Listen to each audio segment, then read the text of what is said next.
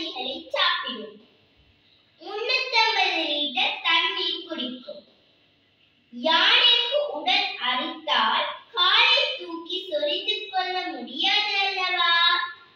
அதனால் சின்ன சின்ன மரக்குச்சிகளை அதற்காக ஒடித்து வைத்துக் கொள்ளும். நன்றி.